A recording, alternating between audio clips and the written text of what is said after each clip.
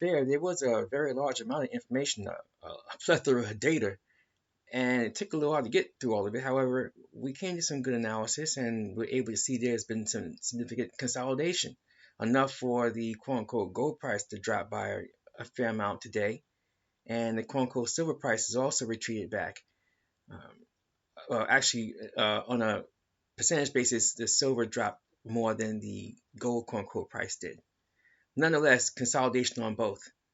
Parties have pulled out and they got their profits out of it for those who were speculating. For those who realized that a lot of silver is now winding up in solar panels, and in conjunction with silver that's needed for minting, there's a bit of a supply shortage regarding silver. And that kind of has decoupled the silver price a little bit from inflation. Not much. Again, as we always specify, we know that silver price, as they call it, is tied back to inflation or the lack thereof. And gold price is tied back to stability or the lack thereof. In this instance, because certain things are calming down, there are less ships being fired on in the Kush Sea, if you would, which has led to the gold consolidating somewhat. But also, to be fair about that, silver as well. Because the ships that were being harassed going through the Kush Sea to get into and out of the Kemetic Canal was forcing some ships to sail all the way around Alkebu-lan to get to the Great Sea. So as a consequence of this, that was, again, as we explain on a regular basis, adding to fuel costs and having to pay the crews because they're aboard ship longer, and paying for insurance for it's being hauled and carried, and also certain things require bonding, and all these things went up. Because supply routes had been disrupted, that meant that supply chains were disrupted, which means that folks are going to the stores, there were shortages. And also where there wasn't shortages, there was also concerns that there would be shortages. Therefore, inflation kicked in because folks were concerned, all right, we may end up paying higher costs later on, so they raised their prices. Not to mention the fact there's other reasons why they would have to do that. If you got factors like transportation costs going up, that's also going to impact why things were being raised in pricing, which is where the inflation came from. And now you begin to see the consolidation and the moderation of both the gold and silver, primarily because the Houthis are shooting less. So because they're shooting less, there's less threat to shipping in particular areas.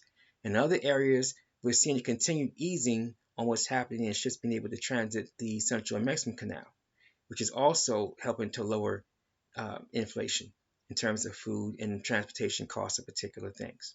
Now, again, we're not going to know before about 14, maybe 15 Earth days after Moor's reemergence day what it's going to be looking like in terms of food availability across the planet. We know it's already been shrinking.